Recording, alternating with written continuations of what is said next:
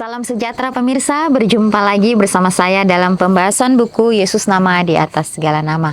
Buku ini ditulis oleh Nyonya Ellen G. White. Buku ini menyuguhkan kepada kita Yesus adalah Alfa dan Omega, pencipta langit dan bumi, pemberi setiap pemberian yang baik dan sempurna, dan pemikul beban besar kita. Kepada orang-orang yang bimbang di antara kita, dia menulis tentang seseorang yang merupakan pusat daya tarik yang agung. Kepada mereka yang hancur oleh dosa, dia menawarkan juru selamat yang sempurna, perantara yang agung, perantara yang maha kuasa, dan kapten keselamatan kita. Jadi inilah bagaimana Tuhan kita adalah Tuhan yang maha kuasa. Dia sudah menciptakan kita sesuai dengan gambar dan rupanya. Betapa dia sangat mengasihi kita.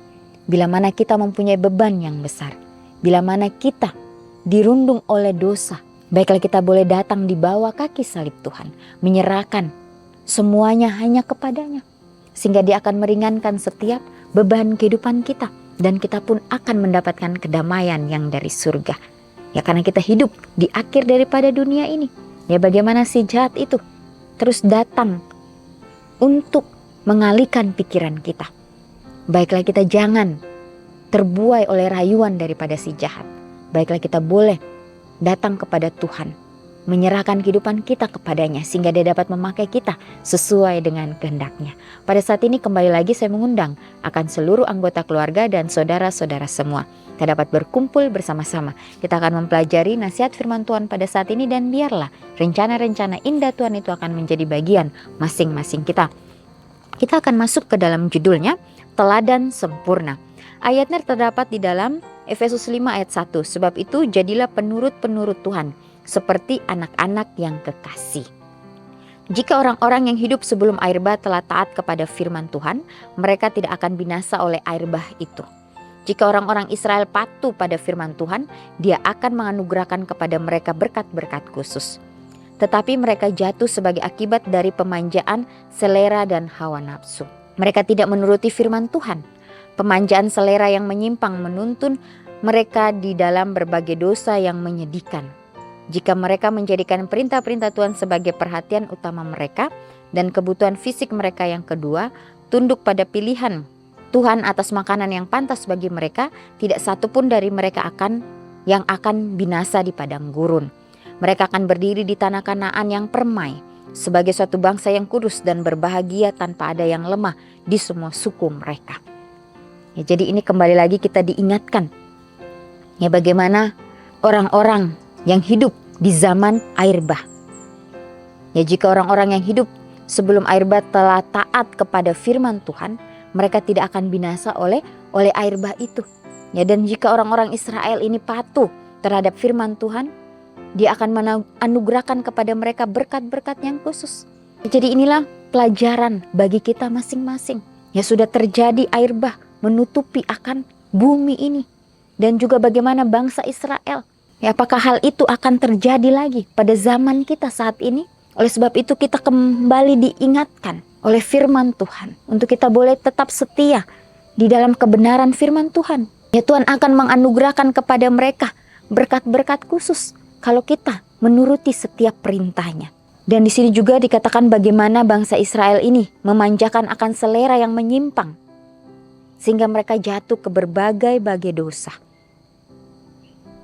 Yang mereka tidak mau mengikuti atau tunduk pada pilihan Tuhan atas makanan mereka yang pantas. Ya, sehingga mereka binasa di padang gurun. Jika saja mereka taat kepada Tuhan, ya mereka akan berdiri di tanah Kanaan yang permai. Ya, sebagai suatu bangsa yang kudus dan berbahagia tanpa ada yang lemah di semua suku mereka. Oleh sebab itu inilah saatnya bagi kita. Ya, jangan sampai kita mengulangi lagi apa yang sudah terjadi. Ya, karena masing-masing kita mempunyai kerinduan untuk mendapatkan keselamatan itu.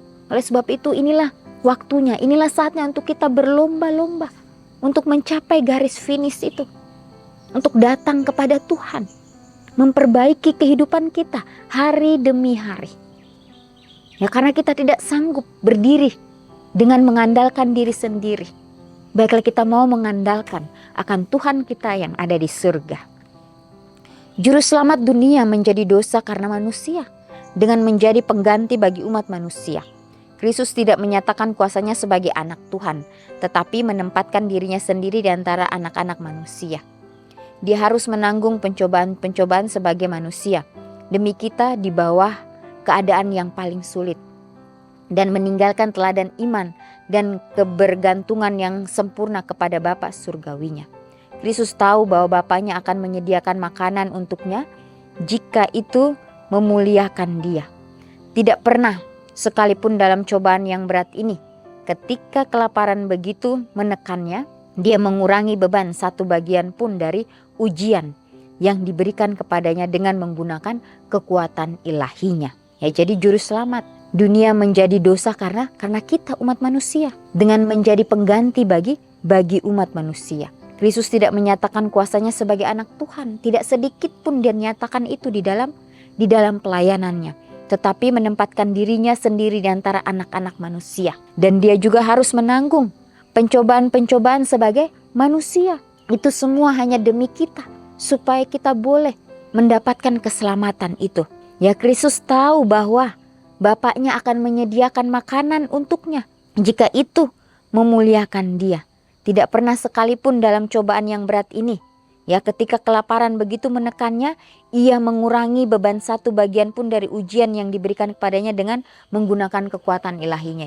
Dia tidak pernah menggunakan kekuatan ilahinya untuk kepentingan dirinya sendiri. Ya, karena Dia tahu kalau itu terjadi maka semua misinya akan gagal. Sehingga Dia mempertahankan apa yang sudah Bapaknya berikan kepadanya. Ya, Dia tidak mau gagal di dalam segala sesuatunya. Dia tetap fokus dengan apa yang Dia jalankan di dalam kehidupannya.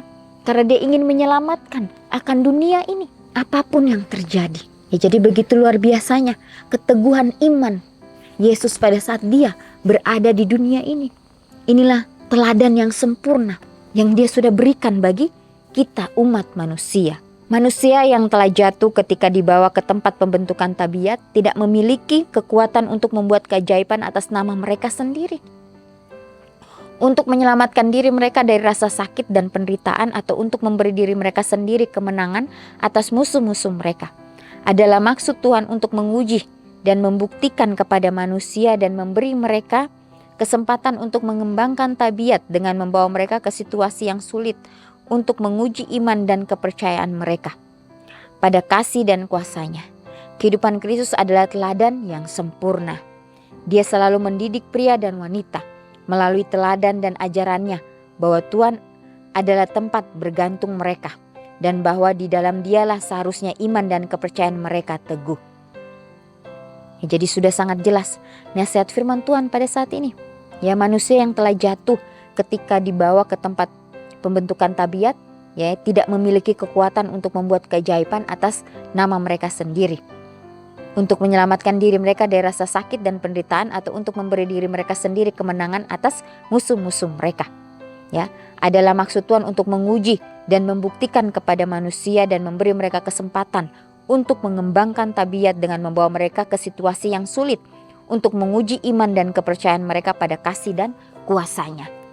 Ya, jadi bila mana kita menghadapi suatu permasalahan atau kesulitan, ya baiklah kita bersyukur dengan semuanya itu, karena itulah yang akan memurnikan iman kita. Jadi situlah kita akan penuh penyerahan kepada Tuhan. Ya, jadi di dalam situasi apapun kita harus bersyukur, berterima kasih kepada Tuhan bahwa semuanya ini Dia berikan supaya kita boleh menjadi umat-umat Tuhan yang teguh, umat-umat Tuhan yang tetap bertahan di dalam setiap ujian apapun. Ya, disitulah kita akan mendapatkan suatu kedamaian yang belum pernah kita rasakan sebelumnya.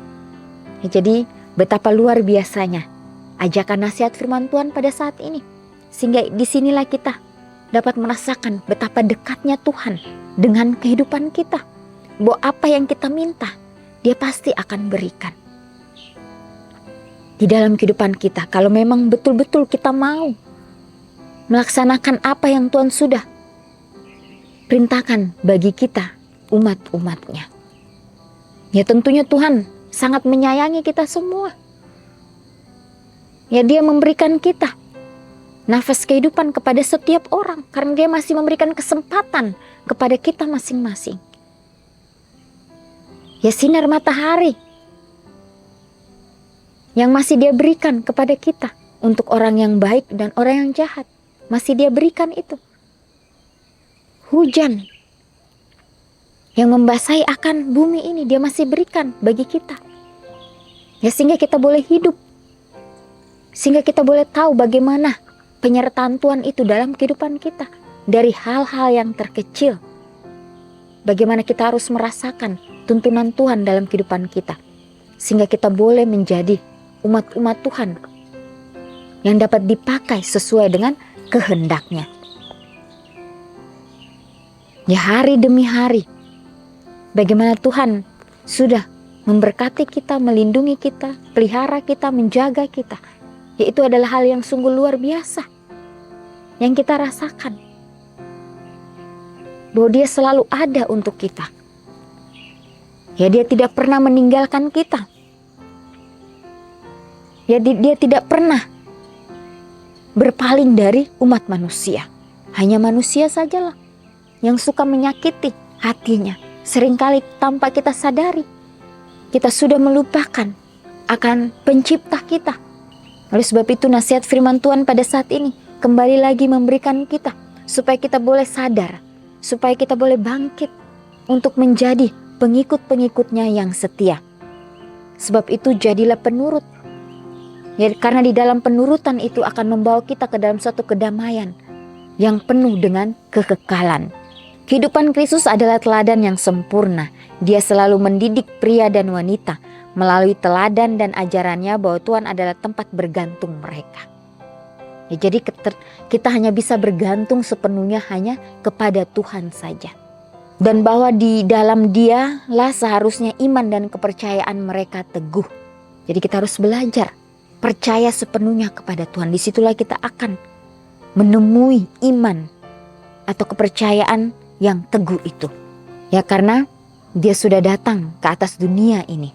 Dia sudah rela mati untuk kita. Tetapi di dalam kematian itu, ya dia bangkit kembali. Disitulah kemenangan yang dia dapat.